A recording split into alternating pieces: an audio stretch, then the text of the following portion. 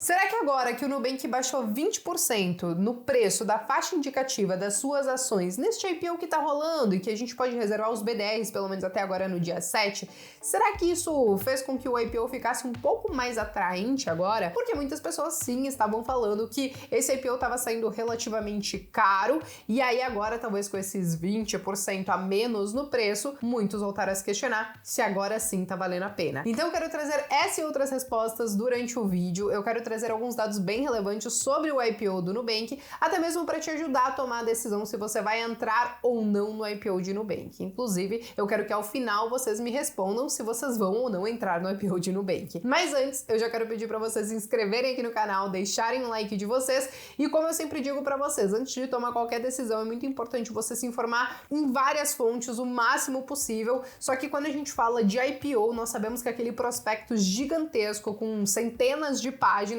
parece que ele nem sempre é feito para o investidor comum. Ele tem uma linguagem muitas vezes um pouco mais difícil, muito voltada para os institucionais. E aí cabe nós e também, claro, as casas de análise tentar traduzir isso em seus relatórios e trazer as principais informações que você precisa saber para tomar a sua decisão. E hoje não vai ser diferente. O pessoal da Levante preparou um relatório de mais de 20 páginas para vocês estudarem todos os dados de Nubank e, inclusive, eles trouxeram 3 modelos de valuation para a gente entender qual é o preço justo de Nubank e se vale a pena a gente entrar ou não. Algumas dessas respostas vão estar no vídeo de hoje também, beleza? Bom, pessoal, vamos começar falando sobre o Nubank em si, um pouquinho da parte qualitativa, principalmente. Ele teve o início das suas atividades lá em 2013, apesar de que acho que só foi em 2014 e 2015 que a maioria das pessoas começaram a ter contato ali com o cartão de crédito, né, com o rostinho do Nubank. Hoje, é claro que ele cresceu pra caramba, ele conta com mais de 48 milhões de clientes pessoa física e mais de 1,1 milhão de clientes pessoa jurídica. Nesse aspecto, existem 2 pontos muito relevantes. 73% desses clientes são considerados clientes ativos, ou seja,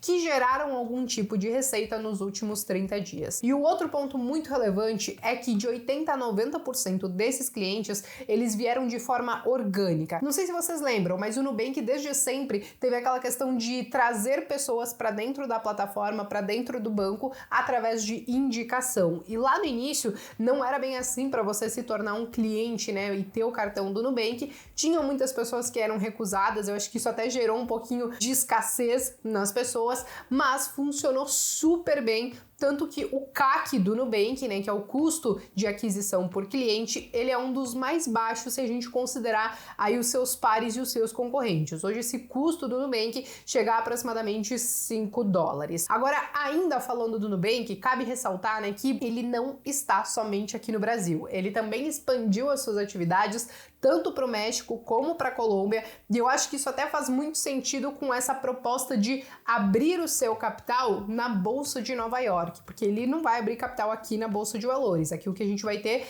vai ser os BDRs na nossa B3, mas as ações, as estoques em si vão estar lá nos Estados Unidos. E eu acho que isso faz muito parte da estratégia deles, realmente olharem para outras regiões do mundo e também começarem a pegar um pedacinho aí de outros países também. Então esse é um ponto muito relevante. Agora, saindo um pouco dessa parte qualitativa, vamos falar um pouquinho da parte quantitativa, gente. Vamos falar um pouquinho sobre a questão da receita, né, do Nubank, porque nos primeiros 9 meses desse ano de 2021, ele teve uma receita de 4,59 milhões de reais, o que é 108% maior do que o mesmo período do ano anterior. Cabe ressaltar que desse valor, aproximadamente os 57% e uns quebradinhos, eles vieram através da receita de instrumentos financeiros e também a questão de juros. E os outros 42 e uns quebradinhos por cento, esses vieram através de tarifas e comissões. Isso porque, né, gente, o Nubank, ele deixou de ser apenas aquele cartão de crédito há muito tempo. De 2017, 18 para cá, principalmente,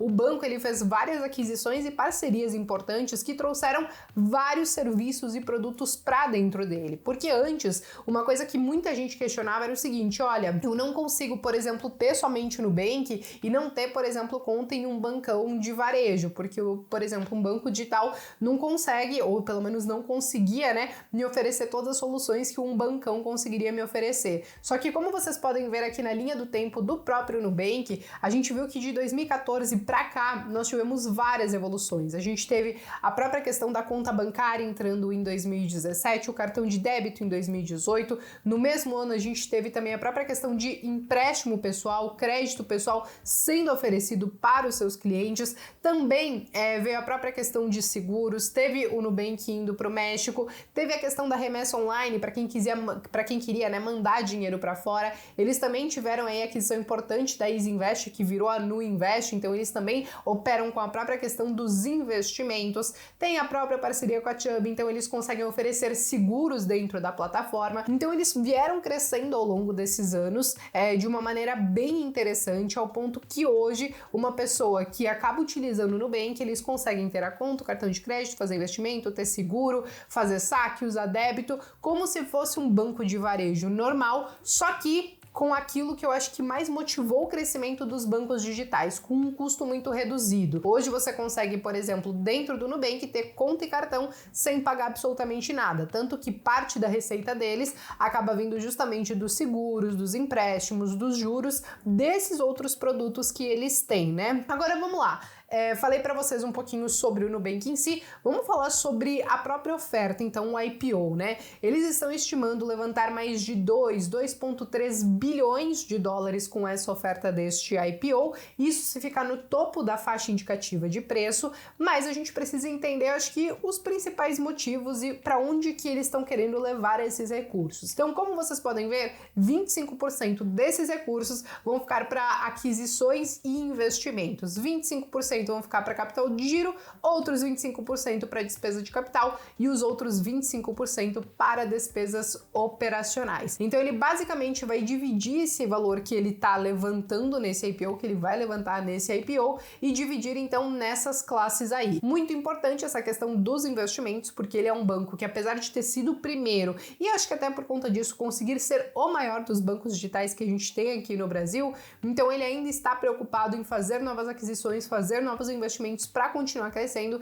e eu acho que sim, tem muito potencial para isso continuar acontecendo, principalmente porque ele não precisa ficar limitado a apenas uma região aqui no Brasil, justamente por ser digital. Ele não precisa ficar construindo agências em vários lugares para estar lá. Então eles conseguem facilmente olhar para vários outros países, para várias outras regiões, e é por isso que eles têm muito potencial de crescimento. Não somente o Nubank, mas também outros bancos digitais que estejam com alguma estratégia parecida. Agora, falando da questão das ações, né? Então vamos lá. Como eu falei para vocês, essas ações elas serão listadas lá na Bolsa de Nova York e eles devem emitir mais de 289 milhões de ações classe A. O preço, né, da faixa indicativa ficou ali entre 8 e 9 dólares depois que eles reduziram em 20% esse preço que antes estava ali entre 10 e 11 dólares. Eles fizeram isso justamente porque o que a gente viu nesses últimos meses foi uma derrocada, né, das empresas de tecnologia e as fintechs nas bolsas de valores.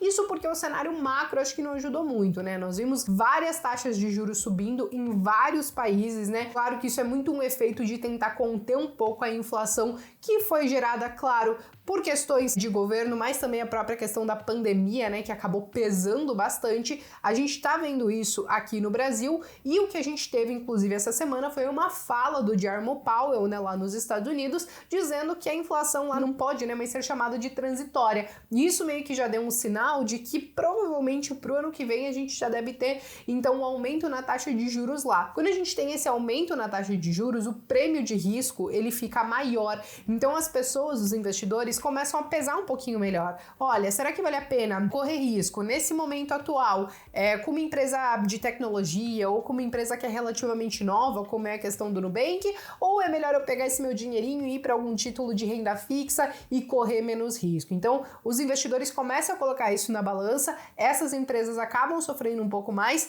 e não somente isso, quando a gente fala do custo, né, do capital, ele também acaba ficando um pouco elevado, porque como são empresas de tecnologia, elas demandam de muito investimento, elas demandam de bastante recursos, e aí cada vez que a gente tem uma taxa de juros subindo mais, isso pode ficar relativamente mais caro também, beleza? Agora falando sobre os BDRs, bom, aqui no Brasil, para os investidores que não investem diretamente lá fora, sobram os BDRs, que serão ali em torno de 43 milhões de BDRs, só que eles equivalem a 1/6 de ação, ou seja, se você comprar um BDR, isso não equivale a uma ação inteira e sim a 1/6. Agora, qual que é o preço médio, né, por BDR que a gente deve ver aí? Algo ali entre R$9 aproximadamente, né? Claro que tiveram algumas pessoas que já optaram por pegar aquele pedacinho de graça diretamente na conta do Nubank, outros acabaram nem se dando a esse trabalho em si, porque como seria algo num valor, né, menor do que R$10, talvez não valeria o estresse de você ter que declarar para a Receita, de você ter que fazer mais a gestão de um único BDR e tudo mais. Quero saber, já inclusive, se você pegou esse seu pedacinho ou não, mas de qualquer maneira é esse o preço médio que a gente deve ter aí aproximadamente por BDR. Agora vamos, gente, ao ponto principal de tudo isso. Qual que seria o preço justo das ações? Aqui eu vou falar das ações que vão ser listadas lá fora, né? Bom, o preço justo, gente, depende. Foram feitos vários modelos de valuation, o próprio pessoal da Levante fez 3 modelos e a gente chegou a um preço justo que iria desde $2,45 até $6,75. Agora, por mais que a gente tenha esses $6,75, que teoricamente esse foi o maior preço dentro de algumas modelagens de valuation, ainda assim, esse preço justo, ele estaria abaixo do que eles estão pedindo nesse preço da faixa indicativa que está entre $8 e $9. Então, ainda que tenha acontecido, né, esse desconto de 20%, ainda assim está acima do que muitos investidores estavam pensando em pagar. Cabe ressaltar, né, gente, que modelos de valuation tem vários e quando a gente fala de empresas de tecnologia, é muito difícil você precificar uma empresa assim, porque tem muitas variáveis, não é simplesmente você pegar só o quanto ela tá crescendo de receita e tal, e colocar o prêmio de risco. Tem muitas coisas que acontecem ali que a gente tá falando de tecnologia que a gente não consegue muitas vezes precificar tão bem assim. Mas, por isso que se aplicam vários modelos e aí a gente tenta meio que entrar ali em um consenso, em uma faixa de preço entre esses valuations, e aí a conclusão é que ainda que tenha esse desconto, estaria relativamente caro. E aí, gente, que eu quero saber de vocês, dado todas essas informações, dado toda essa questão de valuation, que se vocês quiserem entender na íntegra como foram feitos esses cálculos, vocês podem olhar no relatório da Levante aqui. Eu quero saber se ainda assim vocês vão entrar no IPO ou se vocês vão ficar de fora desse IPO do Nubank. Eu quero saber, então me contem nos comentários. Não esqueçam, né, gente, a data para reserva de BDR para quem quiser entrar vai até agora o dia 7 de dezembro. Não sei se eu já tinha falado isso aqui no vídeo, mas estou falando agora. Então, se você optar por ainda assim entrar no IPO, fique atento a todas essas datas, beleza? Bom, pessoal, eu me despeço por aqui. Eu espero que vocês tenham gostado de todo esse conteúdo. Um bom domingo, uma boa semana e eu vejo vocês então no próximo vídeo.